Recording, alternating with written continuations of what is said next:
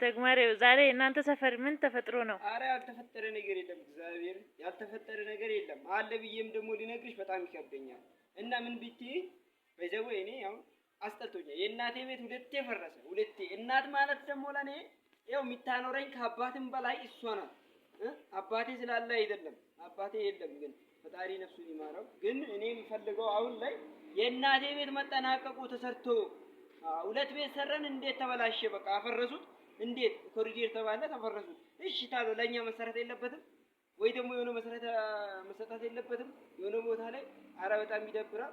አረ እኔ አስቶኛል። አሁንስ በጣም አስቶኛል። እግዚአብሔር ያው አልጋ እየተከራየው ያው ብታይ እግዚአብሔር ማሳያቸው ከፈለገ አልጋ እየተከራየው ስንት ጊዜ ሆነ ስንት ጊዜ እንዴ አስጠላኝ። በቃ አልጋ እየተከራየው ምን ያልኩኝ እንዴ ሊቆርማም እንዴ በራሴ ሀገር በሀገሬ ውስጥ ላይ አረ በጌታ በኢየሱስ አረ ያስጠላል። በእናታችሁ እኔ አስጠላኝ። አሁን ገና ነው ቋቅ ያለኝ።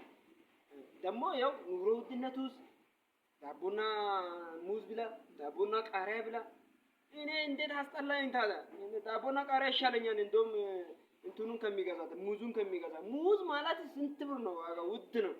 80 ብር ገብቷል 1 ኪሎ፣ 100 ብር ገብቷል 1 ኪሎ። በዚህ ላይ እንዴት ሆኜ ነው ታዲያ እኔ ኑሮዬን አሻሽዬ የምኖረው? አይዞህ እሺ፣ እግዚአብሔር አለ። እግዚአብሔርም አለ። እግዚአብሔር ኪኒን ራሱ እኮ ይሰጠኛል። ብርበኝ ኪኒን ራሱ የሚሰጠኝ እሱ ነው። ቢታመም ራሱ ኪኒን የሚሰጠኝ እሱ ነው። ፈዋሹ ጌታ መቻላ አልፈውስህም አለኝ። ፈውሶኛል። ይበቃኝ። እግዚአብሔር ይመስገን። ኧረ ይበቃኛል። አስጠላኝ። አልጋ ክላሴን ቀይራለሁ። በቃ ከዚህ በኋላ እዚህ አልጋ ቤት ራሱ አልገባም። እግዚአብሔር አልገባም። በፍጹም ዞር ብዬ እግዚአብሔር የራሴ ቤት ያው ተከራይቼ እኖራለሁ እንጂ ማቼም ያው እናቴ ያልወለደችኝም ሁለተኛ አልጋ ቤት አልገባም። አስጠላኝ በቃ። አይዞህ እኛም በምንችለው አቅም እንረዳሃለን። እርዱኛ። ካረዳችሁኝ ያው ህዝቡ መንግስት ካረዳኝ እንዴት መኖር እችላለሁ? መንግስት መርዳት አለበት። እኔ ነኝ የመንግስት ልጅ እኮ ነኝ።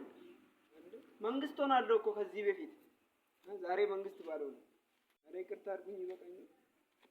አስጠላኝ።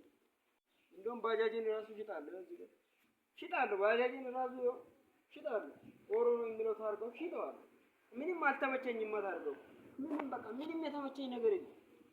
በቃ አስጠልቶኛል። እና አሁን ኑሮ ተወዷል እያልክ ነው? ኑሮም ተወዶ የኛ ቤት ፈርሶ የእናቴ ቤት 3 ጊዜ ፈርሶ ለምን የሚደረግ ነገር ነው? በቃ አስጠላኝ።